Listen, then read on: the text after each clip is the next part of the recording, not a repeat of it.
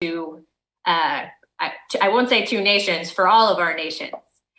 So back in February, I will tell you it was my last trip here in Southeast Asia. Back in February, I got to see this energy in person, as well as the commitment that these teams have. We got to meet in real life, not on Zoom, back at the kickoff in Hanoi, and we exchanged a lot of stories, some good food, and some laughter. And I do remember the enthusiasm. Everybody was really ready to get started with their projects. So, of course, COVID-19, none of us saw this coming. It's added stress to all of our lives in all different directions. Same thing for our communities, for our families, for our fellow citizens. But I'll tell you, these Seeds for the Future teams, they've faced these extra hurdles, but they've overcome them with that same resilience and creativity that I mentioned earlier.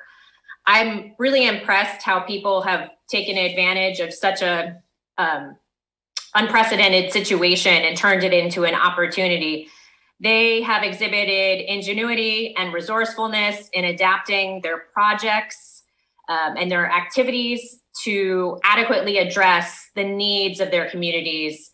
They've shifted to virtual events. They've found creative ways to continue engagement through social media.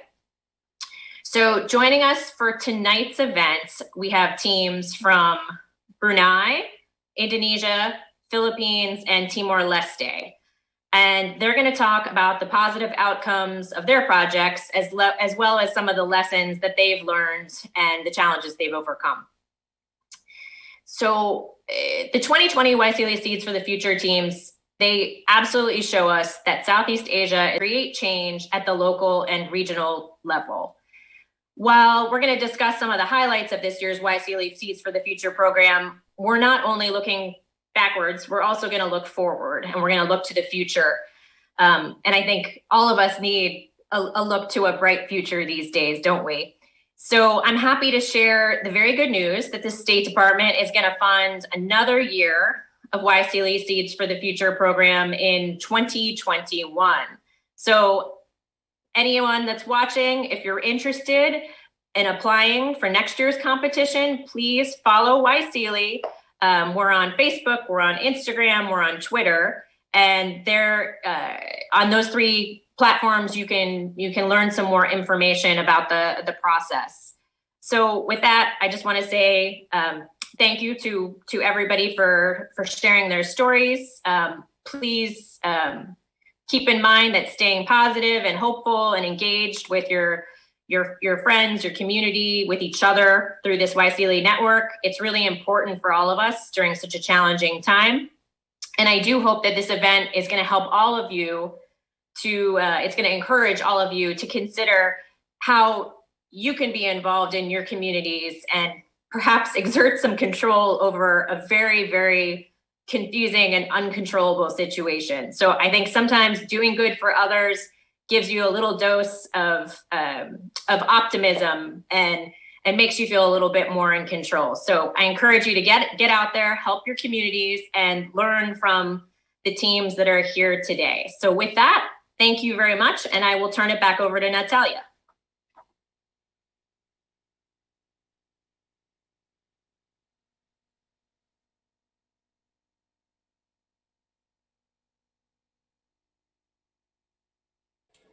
Thank you, CD Brown. We really appreciate your words of encouragement, and welcome to our teams.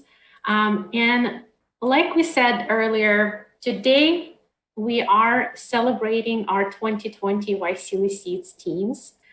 And those projects, I'm going to tell you, have shown resilience beyond imaginable. It's been a difficult year, but I want to bring us back to the beginning. And I just want to highlight that the 2020 YSEALI Seeds for the Future have been selected. The 25 projects that we have from 11 nations, they've been selected out of almost over 500 applications. It's been a challenging, rigorous competition for them to be able to present their projects and then convince the committee that they are able to embark on the journey and really make a difference in their communities and in their region. Today, we are honored to celebrate these 25 projects who have gone above and beyond through all of the challenges to actually persevere and make their projects happen in their communities wherever they are. Just a second here.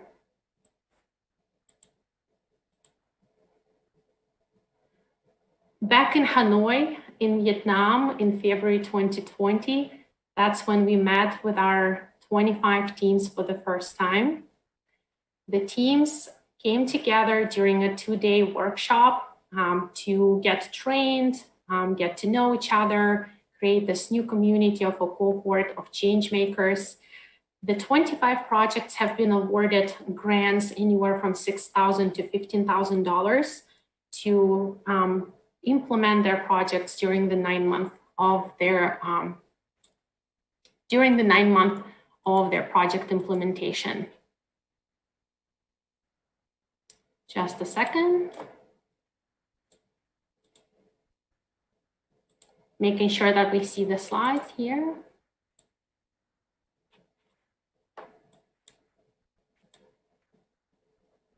All right, I hope you can see. And of course, we can take the full night to talk about all 25 projects. I certainly enjoy sharing good news and stories, and also share examples of the way they overcome some difficulties and challenges. But today we don't have all night, unfortunately, so I will highlight just a few, and then certainly you will be able to hear firsthand from the 4 projects that we have today during the panel discussion, asking each other questions about the journey during the program. So one of the projects I really admire is from Laos, and it's the Young Me Young project. Their goal is to educate high school students in Vietnam about emerging technologies and prepare them to become future leaders in tech and become entrepreneurs and inventors. Before the pandemic, the team was able to conduct a few workshops, to purchase some drones, and engage young people into developing something with their hands. Now they're shifting into other models of implementing the project. But it's exciting to see how even virtual presence did not take them from their path that they've mapped out for themselves to make sure they implement and spread the good news about the inventions and entrepreneurship. Another project to highlight today is from Vietnam, Future Deaf Teachers. The team is there to help improve social inclusion and career opportunities for deaf people in Mekong Delta through sign language teaching. The team have been engaged before the pandemic and even now during the pandemic, supporting the deaf community and making sure that there are some job opportunities for deaf community to become teachers and teach sign language, also to make sure that there is inclusivity in the community as well. And another great project as well from Vietnam, Family Lead, led by a few empowered, strong female leaders who want to strengthen the female student community in Vietnam, especially in Hanoi, who are bringing different influential speakers and mentors to help young women realize their potential and grow stronger to impact their community and their region as well. So those are all beautiful stories, but obviously fast forward today, we are celebrating some other achievements as well. And if you feel empowered, if you feel engaged and excited, we also want to welcome you to apply for the 2020 YSEALI Seeds for the Future grant competition. Today is the first time we are publicly announcing this, so you have a very first view, you hear the news for the first time. Please be on the lookout for more updates on YSEALI social media and on YSEALI Seeds website and social media as well. The applications will be open on October 8th, and then the deadline for application submission would be November 8th. So you will have 1 month to create your project, to actually put together a proposal for your project. But fear not, we will also hold weekly webinar series through the month of October to help you prepare and craft the winning YSEALI Seeds application. So tune in to stay informed and mark on your calendar all of the important dates for the open application call, application deadline, and the webinar series as well. And again, we are excited to hear finally from the YSEALI Seeds projects that we have with us today. So I don't want to spend any more time talking. I would like to hear from our projects. But before that, let's watch a quick video introducing one of our projects today, Play Naturally. The magic of culture, the magic of the past, magic of tradition is not dead in this modern era. It only takes you to open your eyes and look around you to see that magic is still around. So it's about the main character. She doesn't know that her culture is nearly dying, and also like the most important cultural location, which is the Tasik Merimbun, is also like neglected. I hope people can like see the beauty in Tasik Merimbun and the beauty that Brunei has to offer. We hope to inspire the next generation, those who are watching the film, to conserve our culture as well as to preserve this environment for the future generation to come, because if not us, then who?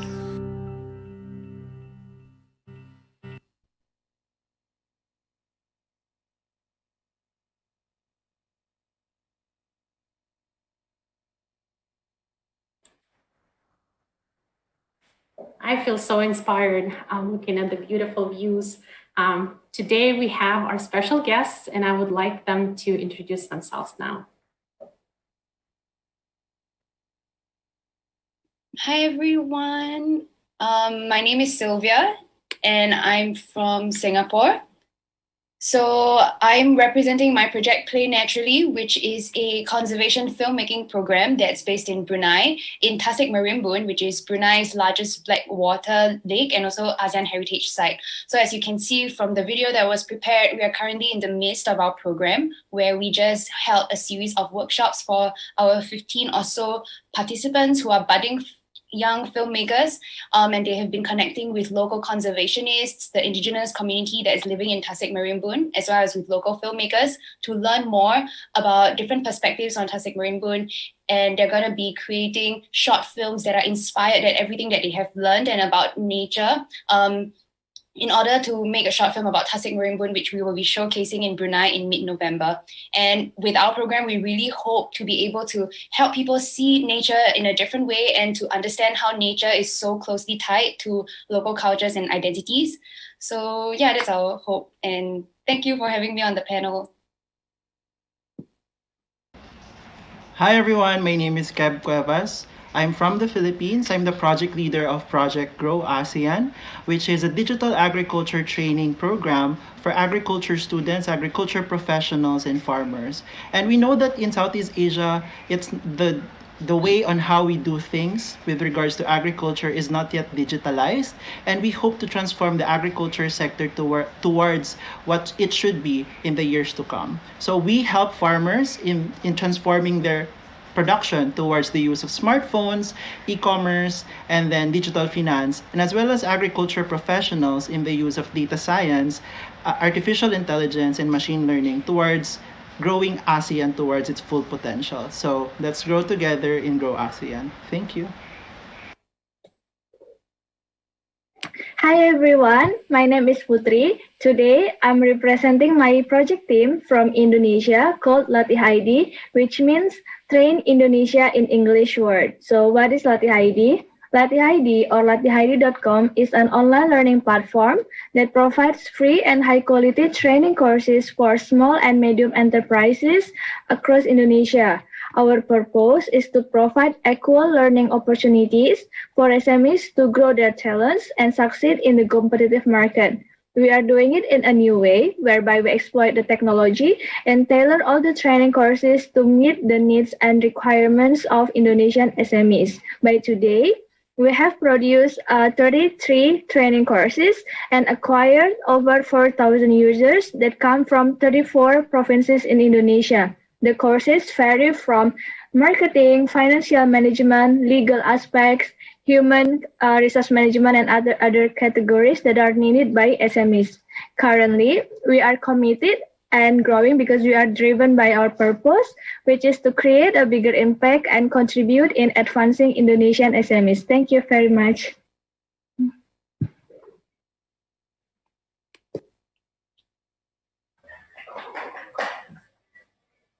Hi everyone. Good evening. My name is Lanya and I'm from Timor-Leste, and I'm one of the co-founder of Impacto Youth Timor-Leste together with my two other friends from Malaysia and Timor-Leste. So what is Impacto Youth Timor-Leste about? So our project is aimed to connecting and empowering Timorese youth leaders to build sustainable futures through social innovation and development tools. So we are focusing on three main pillars. So the first one is incubation bootcamp, which we will be gathering around 15 youth groups to come together and build a sustainable project, as well as learning from the youth from Timor-Leste and the youth from other countries. And right after the end of the bootcamp, we will be having a pitching competition between the 15 youth groups, and we will be selecting 3 top best ideas, and they will receive the small grants, which will be supported their project implementation. And after that, we will be having a Radio Hub platform, which is currently our official Facebook page. So this platform will serve as to amplify the youth voices, as well as sharing a series of educational podcast series to youth in Timor-Leste, as well as to learn another knowledge from the youth from other countries as well. So, in other hand, we also have another initiatives. As you can see, there's a lot of cute faces on the screen. So this is initiatives we call the reading initiatives. So it means that reading for Impacto. This is 1 month initiatives, is a special initiative where we have launched during the pandemic that usually the youth, especially the students in the country, they couldn't access to educational tools. So the reading initiatives itself, it's aimed to bringing the art of reading, as well as create a youth-led platform to encourage the youth to be a social journalism. So after that, the reading initiative itself, it consists of 3 main activities, which is the first Reading 100 reading movement, which we have launched a movement which we would gather a lot of youth, more than 100 youth to come and read together with their mentors, and also the speaker sharing about how reading can help their selves and develop their skills. And after that, we have the Reading National Summary Competition, where the youth, this is also a part of our impact assessment, how the youth can develop their critical thinking in transforming, in paraphrasing the 100 pages into 2 pages. So after that, we will have the Reading Youth Rapporteur. So if you'd like to know more about Impacto Youth Project, feel free to like and follow our Facebook page, which is Radio Hub Impacto Youth Timor-Leste. And then you will see a lot of activities that we're doing so far. Thank you so much. Wow, everyone, that is so nice to hear all of what you have been doing since we started our journey in YSEALI Seeds. We started in February, we're still in Hanoi, and now we have come so far despite the pandemic. And I'm so excited to learn more about how are you doing, or how has it been, and how we have progressed over the months. And of course, all of these projects have several inspirations, or several how did it start, or what. And I am very interested that despite this pandemic, despite what we're going through, you're still pushing through with all of your passions. But for me, I would like to start with my experience. I started my journey towards digital agriculture way back during my first job. But really, I think it's because I come from I'm a third generation farmer, and that my father really wants to start his own farm. Although back in October 2018, I was given the privilege to actually become part of YSEALI as an academic fellow to the first ever cohort of Brown University, and I was able to learn more about how I could start my own social enterprise, and that gave me the inspiration to actually resonate what I have learned about social entrepreneurship. And unfortunately, that was also the time that my father died when I was in the US. And that gave me the inspiration and the push towards going towards this passion and this project. And now we are part of the YCD Seeds and we got the grant. And that's keeping me pushing me towards the advocacy of growing ASEAN towards its fullest potential. And I'm so excited to learn more about your projects. But let's first start with Putri. Putri, what was the inspiration of your YCD Seeds project? It's a very nice story, Kat. So for my project for Latih ID, it starts from my experience actually. In 2017, after I graduated from my undergrad study, I tried to build a small business. At first, I don't really know much about business. For example, I don't know how to reach the customers, how to market the products, and even I don't know how to take a good picture of the products and put it on the social media. So I look up to the internet to find many information, such as in YouTube or Google. However, it took a lot of time to find the good quality sources of information. Sometimes I also didn't find the information that I need after spending so much time looking for it. From that, I realized that there was limited training module available for free, or else I needed to pay expensively for a good one. And even the courses were limited in Indonesian language at that time in 2017. So in 2019, I started my study in Australia, in which the e-learning, the online learning system is very good. So I noticed, oh, maybe I can combine this problem and this technology together. And then after conducting some research, I and my project team realized that there is high potential in Indonesia with the online learning system. That's the time when I and my team make the proposal for the YSEALI Seeds, and thankfully, because of the YSEALI Seeds for the future, our team can realize this idea and this dream. So what about Play Naturally, Sylvia? How you guys started at first?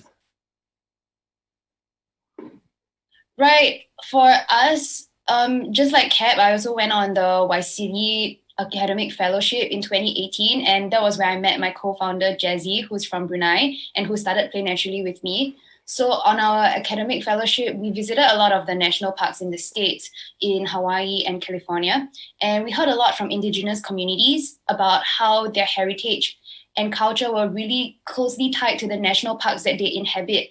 And that was something that was quite new to us, and we realized that these stories from indigenous communities all around Southeast Asia were missing from mainstream media in Southeast Asia, and that even though we have so many different indigenous communities living around in Southeast Asia, we don't really hear much about like their cultures and their stories, and they are also really important to us in terms of how we relate to the environment. So we decided that we wanted to work with the indigenous community in Tasik Merimbun in Brunei to share these stories about how their culture and legends are tied to nature, and to share these stories to more people around in Brunei and around Southeast Asia. What about you, Lanya? That's a great, inspiring story, Sylvia and others, guys. So mine is quite the same as Kep and Sylvia as well. So actually, it started with me doing volunteering in 2013. So in that time, I did a lot of various volunteering programs with some of other youth groups who have their own vision to contribute for the development of the country, where some came up with a vision to develop the leadership skills of the youth in the country, and some wants to build the peace in the country, and some wants to be a successful entrepreneur. So in that time, at the moment, there's always a stigma in our country, because back then there's a lot of conflict about the youth, and there's come up with a stigma that the youth that always being a troublemaker. So, but I think from my experience, I observed that the youth are very potential and they are actually not the troublemakers. They are instead are the change makers. So they're very potential, and I observed that they're very unique in their own way, and they really have the passion to solve issue in their community. But the thing is, we don't really understand what they need and what support they really seek. Some of them don't want to be a social entrepreneur. Some want to build a social project and help other communities and bring in the greater impact to the community. So back then in 2019, I joined the YSEALI Academic Fellowship Program, and that's where I met my other two co-founders, which is Kingsley from Malaysia and also Nelson from Timor-Leste. And from that, we start sharing how is the youth in your country and how is the youth in my country, and then we start sharing. And we kind of share a similar problem that the youth are currently facing, and that's what Kingsley encouraged us to say that, let's apply for the YSEALI feature and help the youth in your country. And that is how we are coming up the concept, since we are in the YSEALI Academic Fellowship Program. And here we are, and we are hoping to bringing the greater impact to the youth in Timor-Leste and also the youth Southeast Asia. Thank you. So also the thing that really inspired me about the project is that I was able to engage with a lot of friends from different countries, and I was able to learn new knowledge and also skills from my other friends from other countries as well. So not only that about the project, but in terms of volunteering, it helps me a lot in terms of personal and professional skills to develop myself, and also how to get the job in this period. So luckily, during my volunteering, I was able to get my first professional job when I was 19 years old. So until right now, so it really inspired me. The volunteering really helps me a lot, and this project also helped me a lot to gain more networks and develop new skills. So how about you, Sylvia? So how has your project changed your life in terms of professionally and also personally? Right. Before that, just a quick reminder to our audience as well, whoever's watching, that if you guys have any questions, you can write your questions in the comment box, and we'll have a little bit of time afterwards to answer your questions. So just feel free to write any questions that you might have. And then going back to the topic about how project has changed my life professionally, I think definitely with starting a project like this, especially when you're starting with a small team, you pick up a lot of project management skills, from the visioning and creation of the project to the implementation, budget tracking, reporting, to evaluating impact. And all of these things, I think, are super important skills that are very, very transferable to your work life. So that's how it has helped me professionally. But I think the most important thing, or the most important way that Play Naturally has changed me is definitely in the way that I see myself. And I think in the past, when I always wanted to start something of my own, but I always just figured that it seems so hard and difficult to do. And having that experience of building up Play Naturally from scratch and having a good idea and actually working on it and finding other people to work on it with me, it has really made me feel it has really empowered me to feel I can actually make a difference to my community as long as I take action. And I think that's a really important feeling to have. And now anytime my friends tell me that they want to, that they have an idea and they don't know if they should do something, then I always tell them yeah, you should just do it, and you should just try starting your own thing, because it's a great experience. And as long as you believe you have a good idea and you're willing to work on it, I really do think that it can happen. Yeah.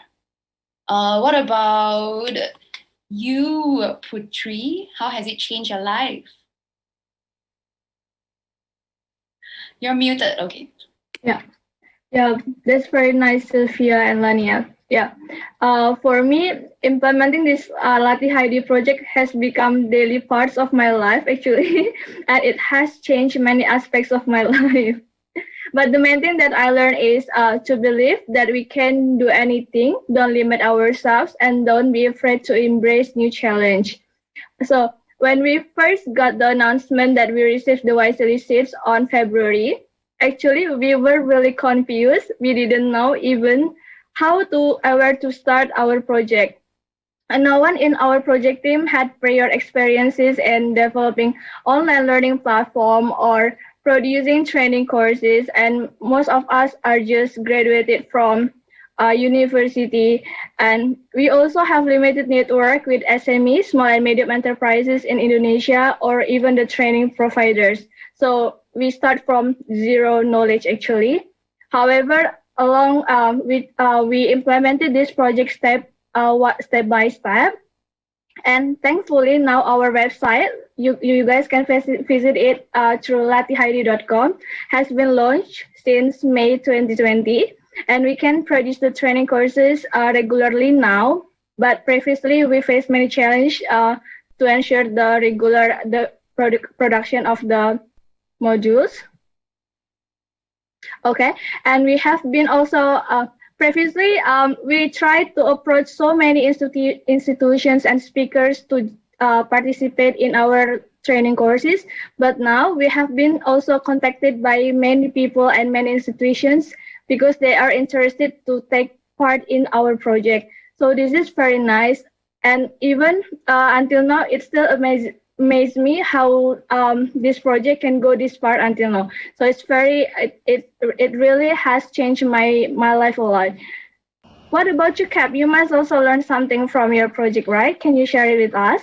Yeah, actually, I could relate with your experience because, as you've said, the project has been part of your daily life, and for me, it definitely is. And everything in our house is all about Grow ASEAN and everything, because after I left my full-time job, I became full-time in my social enterprise after my fellowship at Brown University, and it completely changed my life. I felt like I'm so confident in starting something, but I thought that something lacked within me. Like, I don't know what it is, but I know that I have the mastery and the skills to actually start, a project, and then the company, and later on everything. So, but this project really helped me understand myself better, first and foremost, because although I know a lot of things in, for example, project management, because that's part of my job before, it helped me right now because it's now I'm starting from scratch. It doesn't have a framework when I started this, and it basically is something that came out of nothing. So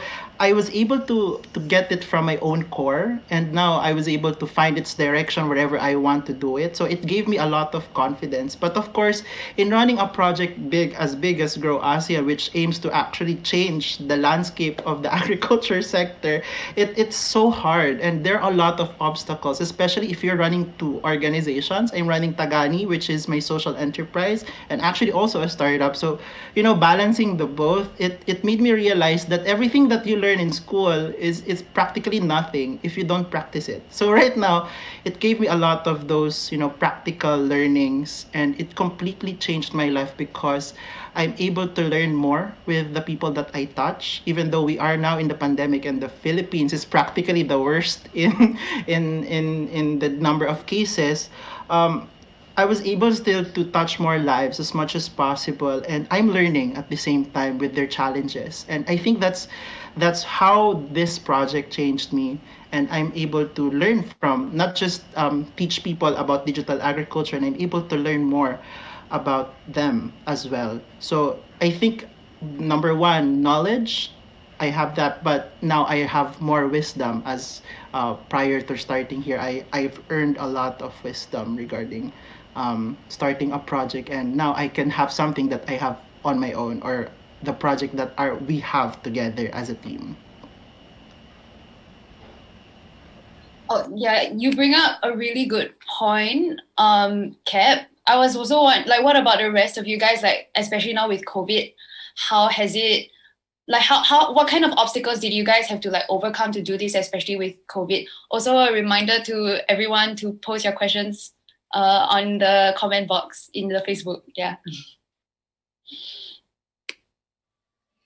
Lania, do you want to share about the obstacles? Sure. Yeah, I think mostly in this year, all of us are facing the COVID situations, and this is also has really affected the Impact to Youth project, especially the physical bootcamp that we would like to conduct with the 15 youth groups. So, but thanks to the strong team that we have and the help of technology and the support from the other institutions such as the U.S. Embassy in Delhi and other youth groups that are helping us during the pandemic, and during that time we are able to establish our reading initiatives, although it's conducted virtually during 1 month.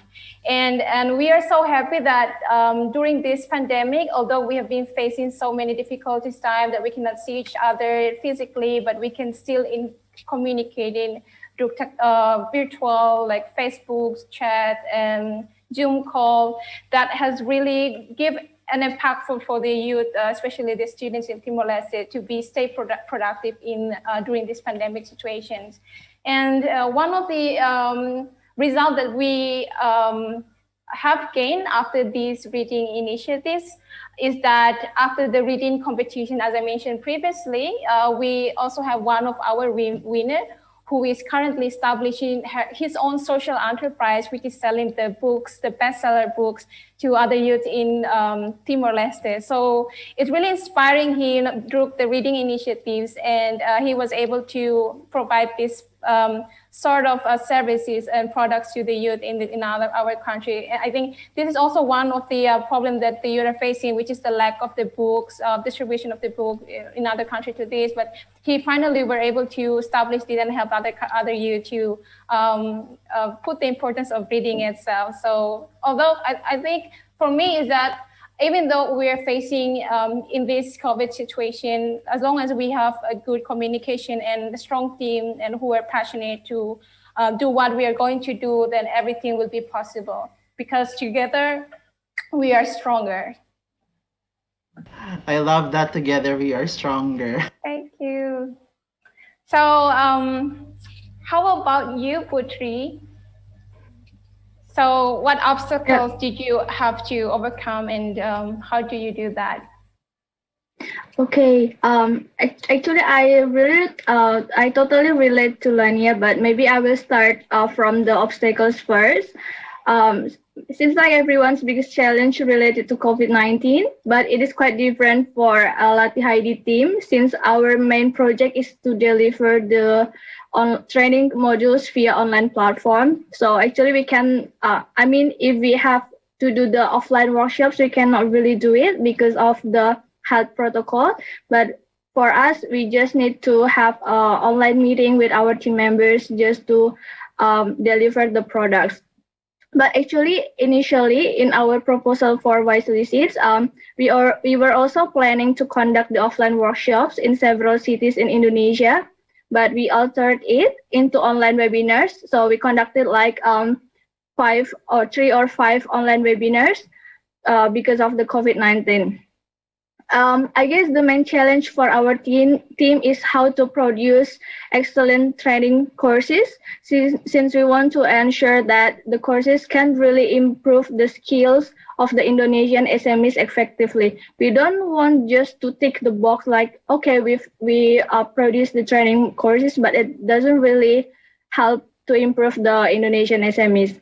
So for that, we face challenges in finding the right topics that are really needed by the SMEs, finding the right key speakers that can really engage or will be interested with the SMEs, and how to deliver the courses effectively. Like it is animation video, will the animation video work, or other kind of engaging methods. And how did our team overcome this challenge? The answer is really the same with Alania. I think having the right team and the resilient team is the key. Our team members consist of so many highly committed and motivated project team members that really wants to achieve the purpose of advancing the Indonesian SMEs. So our team doesn't want to focus on the obstacles, and instead we will try to find the solutions together. So I think the main solution is to maintain a good communications, even though we cannot have an face-to-face meeting, but we really conduct regular online meeting, minimum like 2 or 3 times a week, something like that. So we ensure that we keep in touch with each other. Okay, so what about your team, Cap? Yeah, so our experience is practically different.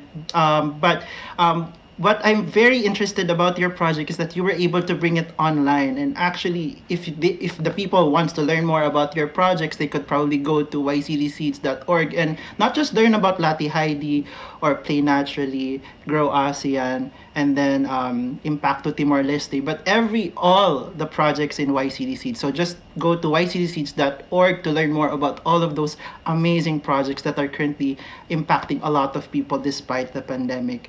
And again, if you have questions about what our projects were or are, just comment down below and we will try to answer all of them. And as I've said, our experience is practically different because we really wanted to have it offline, because the problem is that the farmers are not digitally connected. They do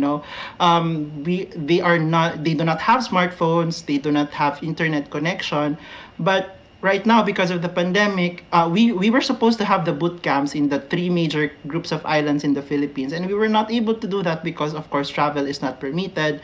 And then having boot camps or small groups of discussions would not be allowed by the government, despite other protocols that we could have followed. So what we have done is we really answered a certain problem, which is, why are the farmers really at the marginalized end of this value chains of agriculture? And we figured out that digital agriculture is just really a tool, right? And now we see that the pandemic is impacting them. So we see that there are a lot of tools that we could actually use, and that's directly through digital agriculture as well. So we created an e-commerce platform. Right now, we are developing also training programs for farmers, and every month we actually do that for free.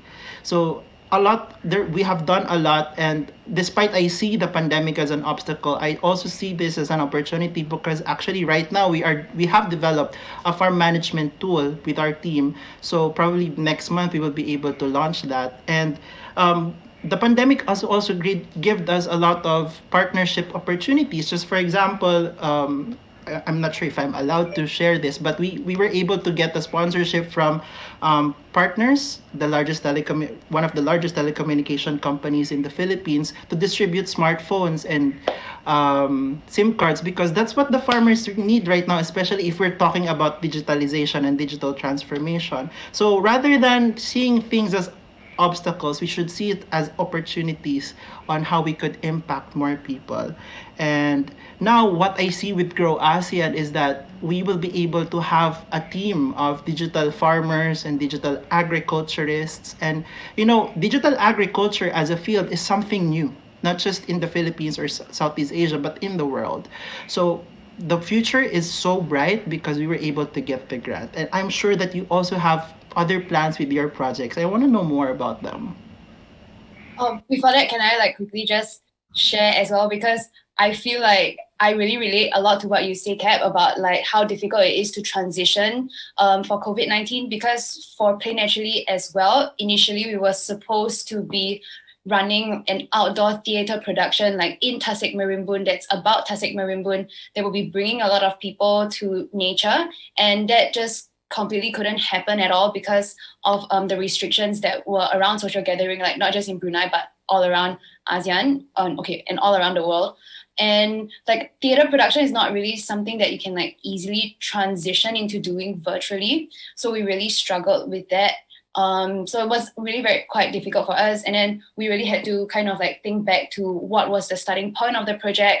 And we realized that the most important thing for us is that we really want to highlight the importance of Indigenous cultures and the values that they can bring, the knowledge that they can bring to people about the importance of nature. And we want to share their stories to a wider audience. And so through that, we were able to basically come up with a completely new program that is centered around short filmmaking rather than theatre, but keeping our focus on just highlighting the links between nature and culture and making sure that we're still bringing young people together with Indigenous communities and conservationists.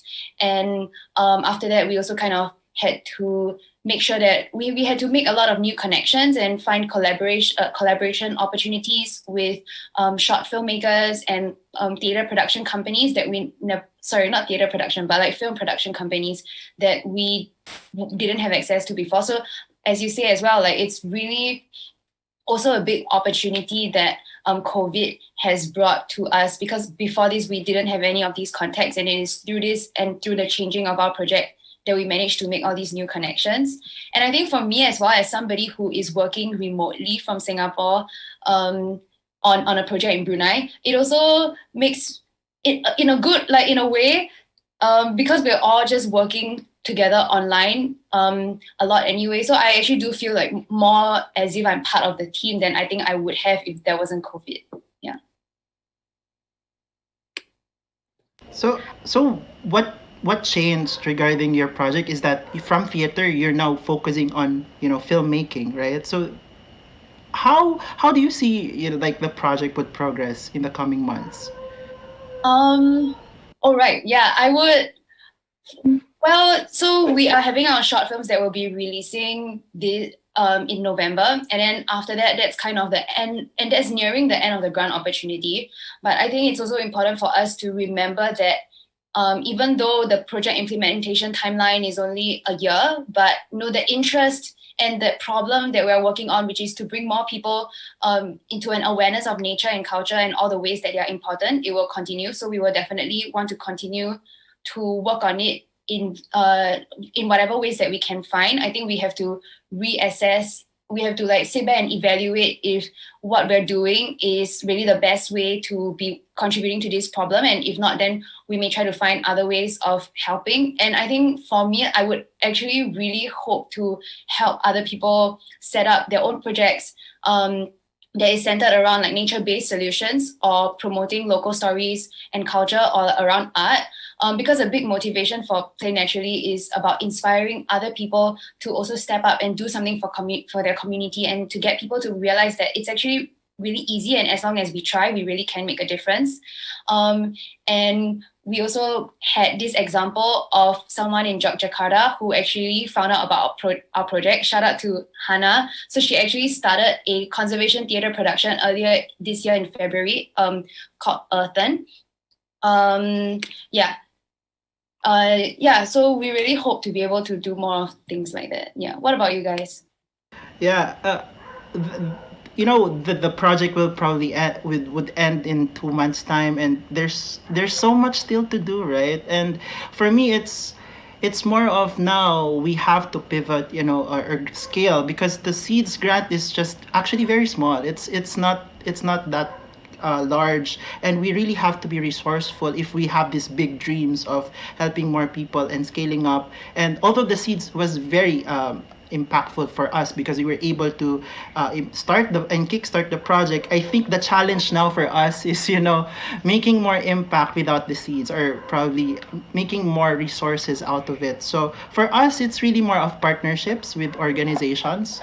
And right now, actually, for in November, we will starting distributing the smartphones, which I'm very excited for, because that's something that farmers really need. And that's because we were able to be resourceful and partner with a lot of organizations. And we will be also putting there the farm management app that we have developed over the months. And I'm so excited regarding that. And for us, it's really, the future is so bright about digital agriculture. And how about the others? What are your plans in the future?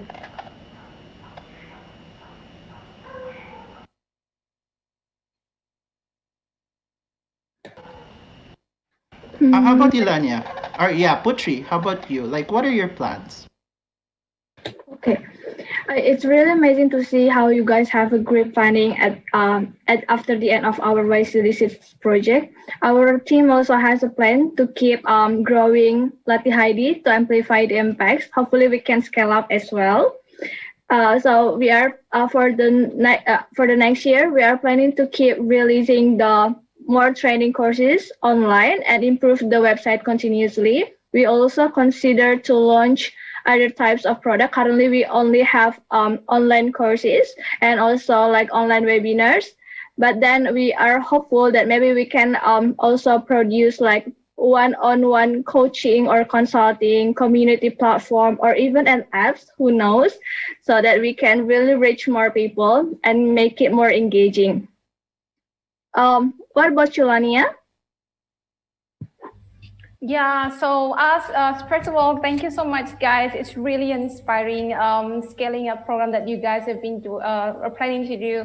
So our part, especially for Impact to Youth project, so we also have a plan for the scaling up our project after the Seeds. So the first one, as I mentioned previously, we will have the ongoing podcast series. So not only the podcast series that's shared by the youth in Timor-Leste, but we are planning to establish a partnership with other youth in Southeast Asia to come and share their knowledge and skills through this educational podcast series.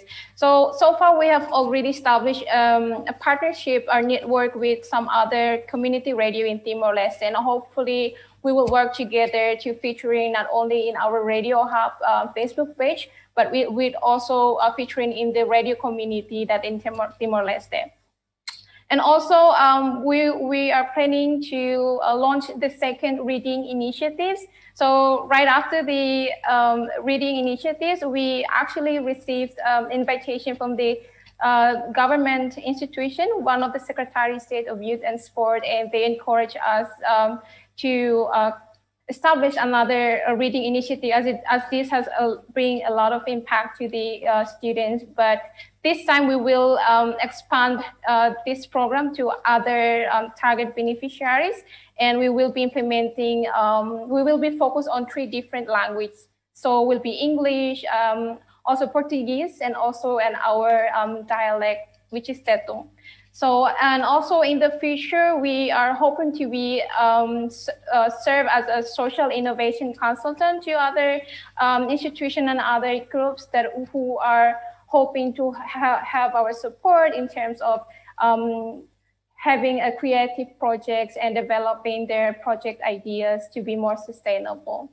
I think it's really good to hear what you guys have been doing so far, and I'm so pleased to hear what you guys have done so far until right now. And I think that's all from me. I think I'm headed over to Natalia. The floor is yours. But before we go, I think I want to know more about how has it been for you, or because for me, I think I have because of the pandemic, I have been always at home, but I'm trying to make most about for Grow ASEAN. And for me, the most memorable thing is not just staring at my laptop and then just talking to people, but for me, if I would have something that significantly has changed my life, or how the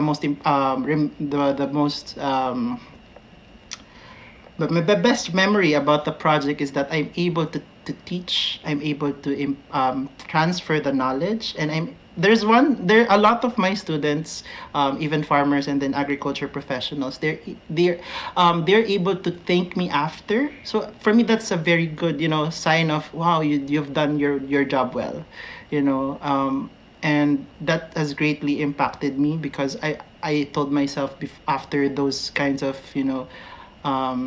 feedback that, wow, I'm able to do something because of the YSEALI Seeds grant, and I'm able to touch lives because of those. How about you guys? Yeah, I relate a lot to that. For me, my best memory so far, and it's hard for me, I think, because again, I'm based in a different country, so I can't really do anything in person with the people that are working on this project in Brunei. But when I every time I see videos, when I hear updates from my partners about what's happening in Brunei, and then they're telling us okay, so we just met today and we have just come up with the first ideas for short films. Do you want to hear it? And then the realization that something that I planned, something that we planned, and something that I've been working on and that I've been putting together, it's actually coming alive. That's a really great feeling. Like when we first got applications and we looked through everybody's videos, to see for them telling us why they want to join Play Naturally as well, that got me really, really excited, because it was so nice to know that there were actually people who looked at our idea and believed in our idea and also wanted to take part in our idea. Yeah. What about you, Putri? Yeah, totally agree. Yeah, for me as well, the best moment is when I have a meeting with my team and also have the training courses online. So because I can see the spirit there, especially when I have a meeting with my team, they really have a lot of ideas, and we really try to implement them one by one. And every time we have successfully implemented the idea, even though it's a failure, but it's fine. It's very nice just to learn something from it and improve from it and coming up with the other ideas as well. And meanwhile, when we are having the online training courses, it's very nice to see the participants. They have a lot of questions. Like, for example, we can get up to 50 questions per webinar per online webinar, because they are really interested in the training that is delivered by the key speakers, right? And so it's very nice just to see how they say thank you for arranging these online courses. It's very helpful. Yeah, it is a very good moment for me. What about you, Lania? Yeah, mine is quite the same as the Putri says. So for me, the first one, that I most enjoyed is my team itself. I mean, we're really encouraging others to start learning and create new innovative ideas and how to solve the issues that the students are currently facing. So especially for me, I learn a lot in terms of technology. Back then I only know like some few technology that you can able to communicate, but through my friends and from Kingsley from Malaysia and Nelson also from Timor-Leste, they were able to learn more from each other how technology can help us communicate and make something more fun, not even like seeing each other on the screen, but like conversation, share your ideas and sharing your experience as well. So also another thing that I really enjoyed the most is the reading initiatives itself. And that moment we have a weekly webinar with each of our mentees. So actually there were more than 100 participants, and we're split up to 21 teams, and each of them have their own mentors and discuss about what chapter they have read and how this chapter related to their experiences. So from that, like, it's really fun, like you've been sharing what you have learned about the book, and also you're sharing what it's related to your current life and your real life. So it's really like good to having everyone's connecting technology, not only from in the country, but you are able to get more networks, get to know more of the friends from other countries as well. Yeah, I think that's all. Thank you so much, everyone. It was such a joy to hear and learn all of the news and updates. We actually have quite a few questions coming in from our audience. And just a reminder, if you have questions to our speakers today who are representing 2020 YSEALI Seeds for the Future cohort, please post them in social media on YSEALI Facebook. If you're ready, I will start with just a few questions that we already have. So the first one I have from Sulistowati Arkan from Indonesia, who posted on Ad America page. It says, dear speaker, it's interested in getting to know more about women empowerment in Vietnam, particularly in the rural area. Could you please share with us the challenges, experiences of the program? Well, thank you for your question. It's probably in regards to the earlier presentation about one of the YSEALI Seeds projects in Vietnam. I will definitely encourage you to follow social media pages of FEMA Lead team from Vietnam, who is actually working with women empowerment. You can also find that project and all of their web and social media through YSEALISeeds.org. That's the website where you can always find all of the current information about YSEALI Seeds projects and any updates, and obviously social media. But thank you for the question. Another one came from Mogami. The question is to Lati Heidi. Do you have experience in teaching older generation, not millennials? Do you find difficulties in teaching them? If so, do you have tips how to face it Thank you. So Putri, the question is for you. Okay, thanks, Natalia. It is a very interesting question, actually. So, yeah, at first, most of our users are actually millennials, and our team members even conducted some research to find the causes of it. Why all of the participants come from millennials? Because one of our main target, actually, the real small and medium enterprises that might come from the older generation. We found out that maybe it's just because of the social media that we use. It is Instagram and Facebook, and maybe the older generation doesn't really utilize that social media. That's why, thankfully, before answering this question, early this month, we conducted a workshop series whereby we really focus on the older generations. We use different approach for the older generations. We don't really use our platform. We use manual marketing through local partners, and then even something like that. So maybe the tips and trick is to be patient. It's really important because after we collected the participants, we put them in the WhatsApp group, and they have so many questions. They don't really know how to log into Zoom, and they don't know how to create Zoom account, because we conducted the workshop series online as well via Zoom. And even we have the post test after the webinar. We have the post test for them just to ensure that they really understand the topic that we delivered, and they don't really know how to upload the post test. And even some of them is manually writing. Do my manual writing for the post test. So it's very interesting, but I think the tips is just to try to accommodate all of them and try to fast response if they have any question on the WhatsApp group. But thank you for asking. It's very interesting question.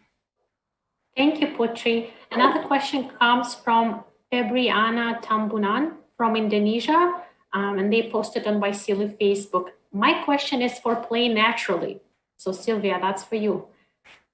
How you guys approach Indigenous people community at the first time of your project?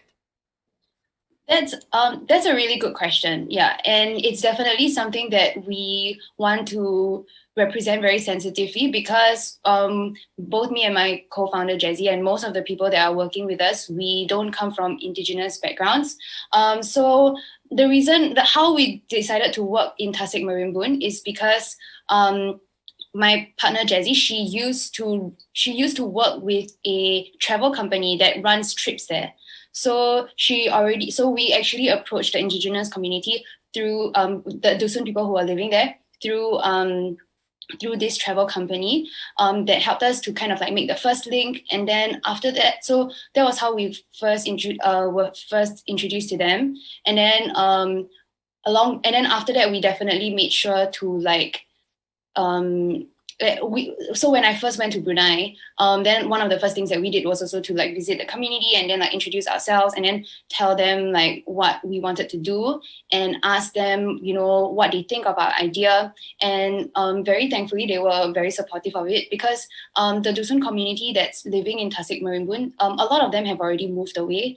And so it's really mostly like the elder people who have been living in that area for a really long time that are still living there. So they were really happy that, you know, there's someone who's really trying to like bring alive these stories. And now along all steps of the way, we definitely we try to include them in all sorts of in the decision making. So, you know, for the workshops that we run, we ask if they would like to like to have a session where they can tell stories about nature and about their culture to our participants, and we encourage our participants to visit them to like understand more and learn more so that they can represent these stories well in their films. And then we are also planning to kind of like show the films first and like show the ideas that we have for the films first to these communities to make sure that whatever we are saying is is something that they, that they agree with and that they relate to and that they think is okay to represent like for their culture. And we know that there were actually,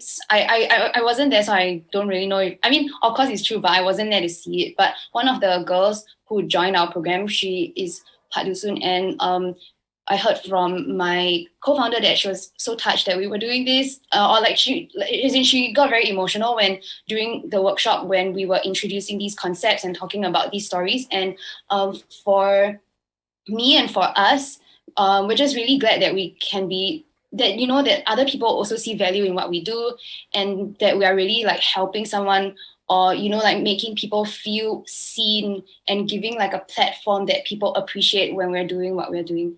Yeah, so I hope that answers the question. Thank you, Sylvia. Another question came from Rosalind from Phnom Penh. She posted on YSEALI Facebook.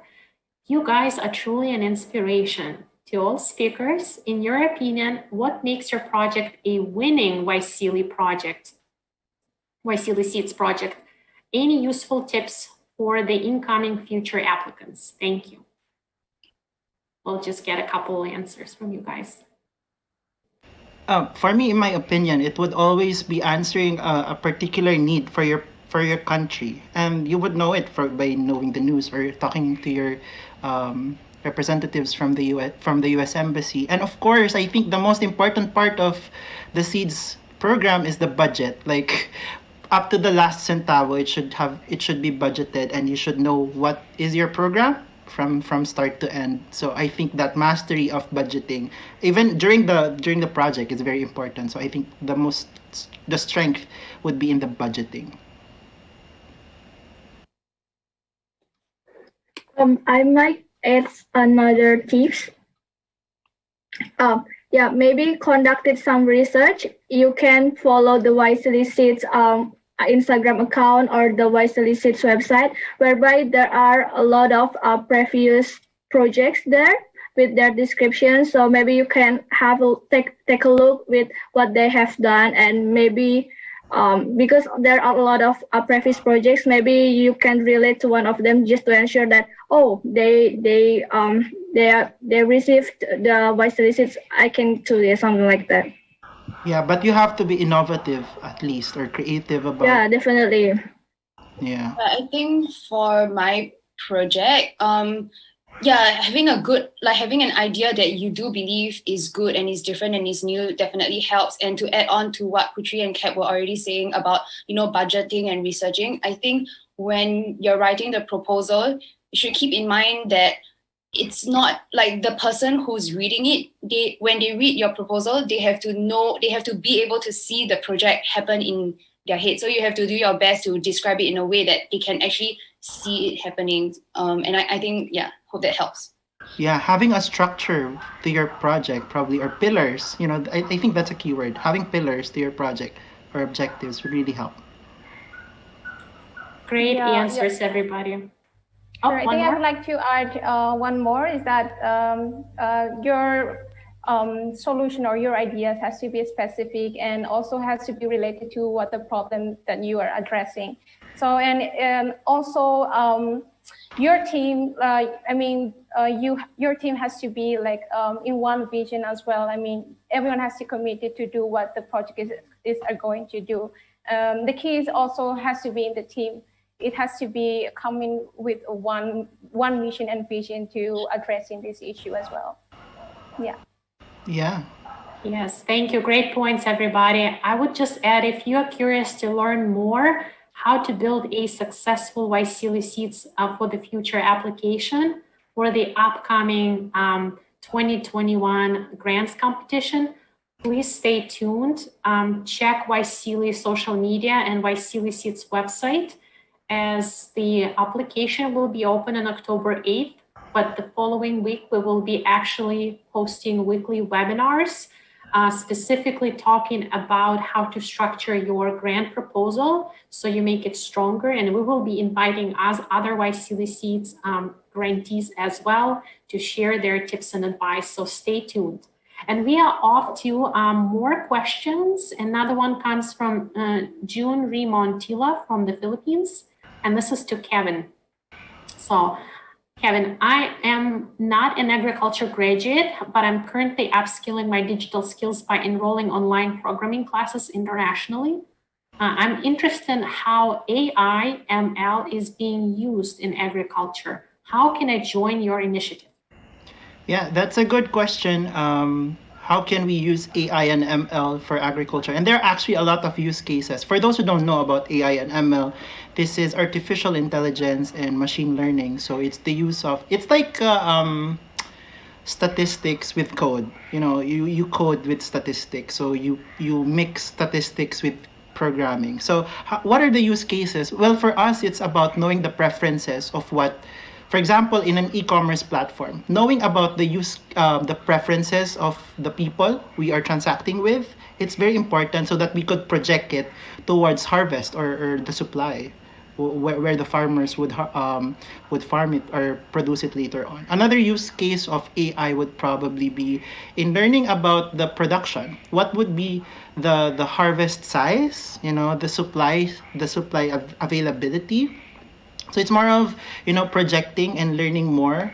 So in terms of machine learning, it's about learning the right practices. For example, in soil, we have a lot of use cases. For example, learning what kind of nutrients would be best for a particular output that we want. For example, for apple, what's the best chemicals to use, or fertilizers, let's not use the word chemicals, fertilizers or techniques to use so that we would have a particular output that we want. And that's the use of algorithms. So there are a lot of use cases. And if you want to learn more about Grow ASEAN, just go to growasean.org.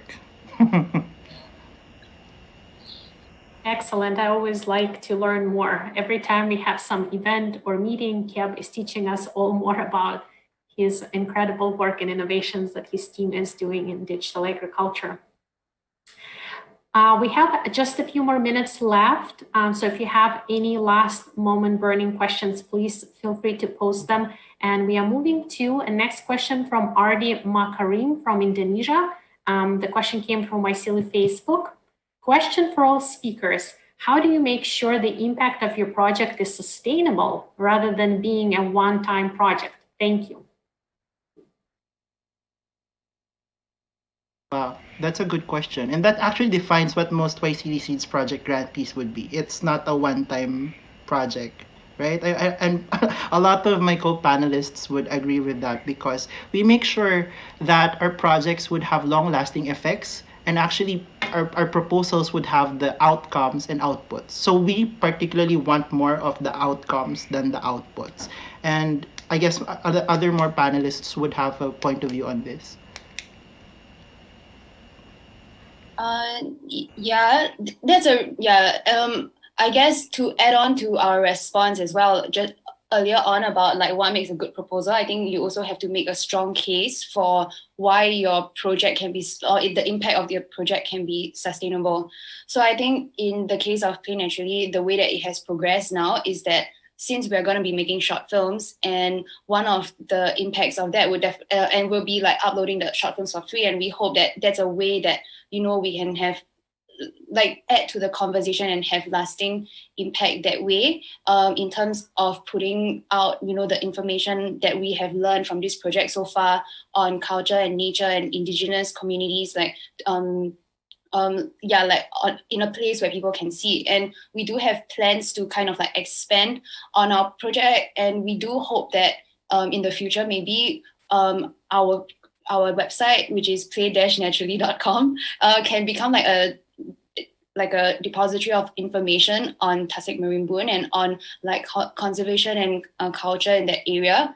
So I think it's definitely that something that you have to plan for. And for us, for Play Naturally, this is actually our second year running. We started off with a much smaller grant before YSEALI Seeds for the Future, and we created like a program from that, and then we had to find ways to find more money and change our program to make it better, and then and scale it and continue to have impact. So that's how we have been going, and we do plan to continue to do this. I think something like the most difficult thing about it, I think, would be kind of like building a team that has that that is able to sustain that impact with you, because I think it's difficult to make something that is for one time that will have long impact. So you have to think about, whether or not you will be doing, whether or not you are like invested in something for long enough that you will want to continue working on it beyond the project implementation phase.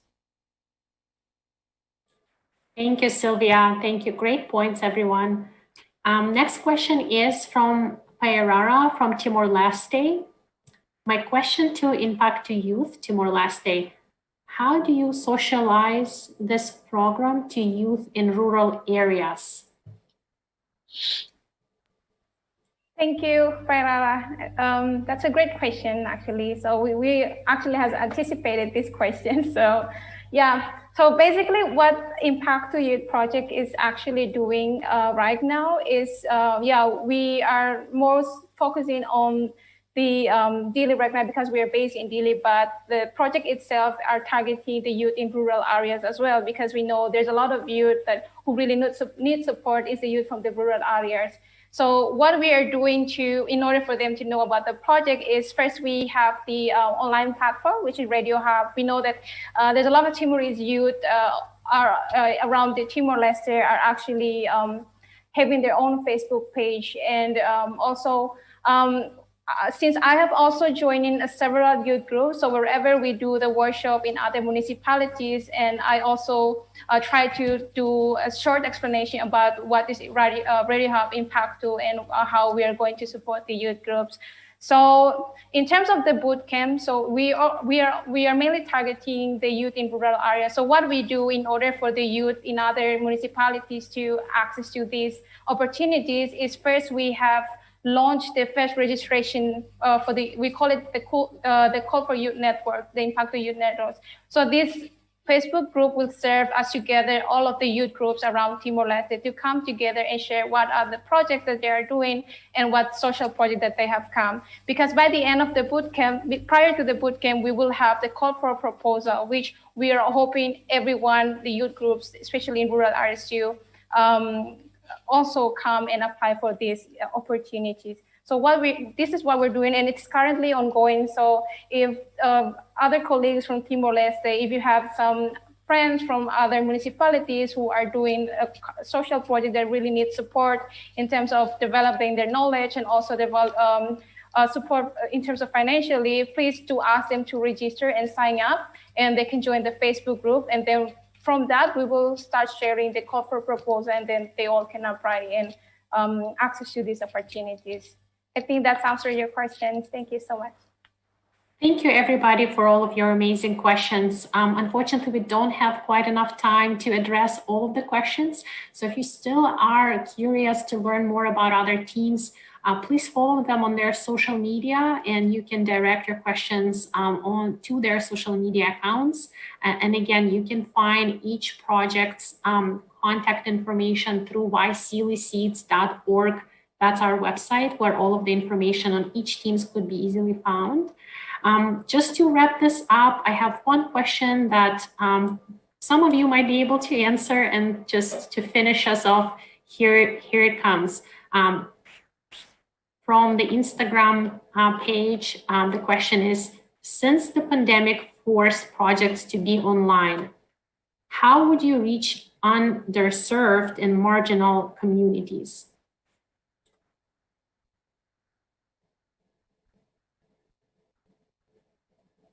Well, I could answer to that.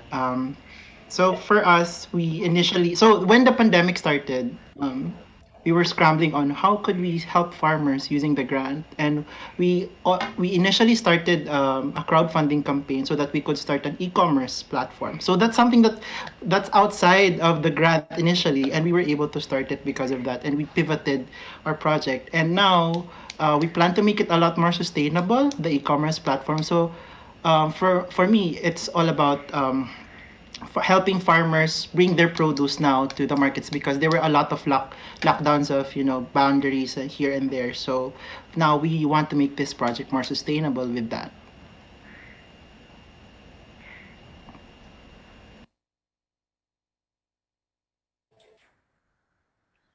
I mean, I can share. I'm not, because I think the nature of my project more of like gathering young people to learn about the community. So it doesn't really, so with youths, I think it's easy to reach them through social media. And so I guess the underserved community in the context of my project would more be of like the Dusun community that we still want to reach out to. And so for that, because the place that they live in actually there's no reception at Tasik Marimbun. So for our team, we would just drive down and talk to them and visit them and check chat with them. That's how we would do that. Thank you, everyone. That was amazing to hear more from you, learn from you. Thank you to our audience for all of the questions that you all have been sharing on our social media, asking questions, staying tuned, and celebrating with us our YSEALI Seeds for the Future grantees. As we wrap up, I would like to remind everybody that we are excited to announce 2021 YSEALI Seeds for the Future competition that will be open on October 8th. So please follow YSEAL social media. YSEALiSeeds.org is the website where the announcement is going to come. So stay tuned, send your questions, follow our amazing projects from 2020, and please apply with your new innovative ideas to change communities and the region of ASEAN. Thank you, everyone, for joining tonight. Thank you.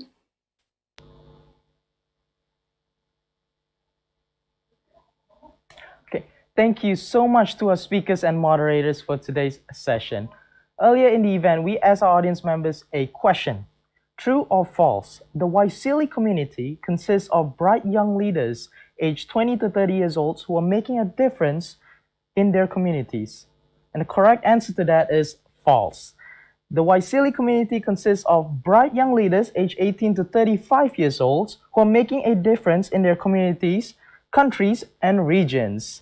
Unfortunately, no one was able to get the correct answer on our social media, but thank you to everyone who has participated. Don't forget to tune in next time to get another chance for a shout out from us. Now, you may be wondering, how can I develop an awesome idea for a place like this? It's easy. All you need to go to is our website at www.atmerica.or.id. Select Create a Program and click Collaborate with us. All event proposals coming to us will be reviewed and your event might be featured here soon. You can also subscribe to our newsletter for all our weekly updates. That wraps this episode. It's been fun, but we have to say goodbye for now.